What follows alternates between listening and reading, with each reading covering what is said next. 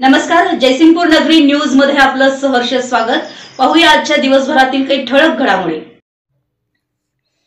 सांगली जिल्ह्यातील मोठी पतसंस्था या नात्यानं कर्मवीर पतसंस्थेनं इतर संस्थांना मार्गदर्शक करावं, सहकार भारतीचे राष्ट्रीय अध्यक्ष डॉ. उदयराव जोशी यांचं प्रतिपादन।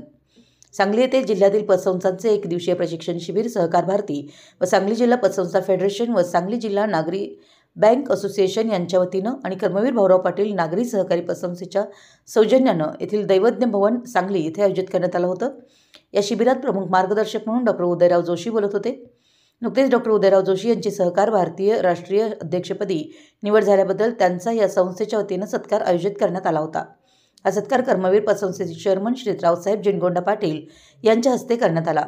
तसेच बुलढाणा अर्बन सोसायटीचे CEO श्री शिरीष देशपांडे यांची सहकार भारती राष्ट्रीय पतसंस्था प्रकोष्ठपदी निवड झाल्याबद्दल त्यांचा देखील यावेळी सत्कार करण्यात आला होता।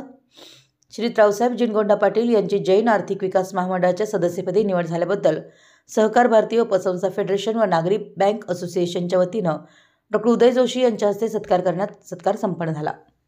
कर्मवीर पतसंस्थेने देखील वरील मान्यवरांचा सत्कार केला। केंद्रामध्ये सहकार मंत्रालय सुरू झाल्यामुळे सहकारासमोरील अडचणी समजून घेण्यात येत आहेत। आर्थिक संस्थांना विनाकारण त्रास होणार नाही, सक्तीने मर्जिंग होणार नाही आणि नवीन संस्थांचा विस्तार करणं यावर सरकारचा भर असून सहकारातून विकासात्मक काम करण्यावर भर राहील अशी भावना डॉ. उदयराव जोशी यांनी व्यक्त केली। सहकारामध्ये काम करण्यास खूप वाव असल्यामुळे झोकून देणाऱ्या कार्यकर्त्यांना इथं चांगली संधी असल्याचं ते म्हणाले।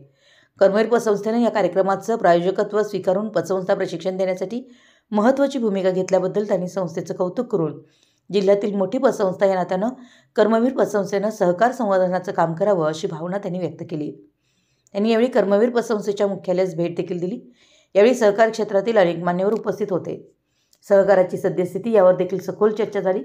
यावेळी पहिल्या सत्रामध्ये पतसंस्थांना इन्कम टॅक्स कायद्याबाबत CA अमित चिंत्रे यांचं तर दुसऱ्या सत्रात स्ट्रॅटेजिक मॅनेजमेंट या विषयावर डॉ. राजन पडवळ यांचं मार्गदर्शन झालं।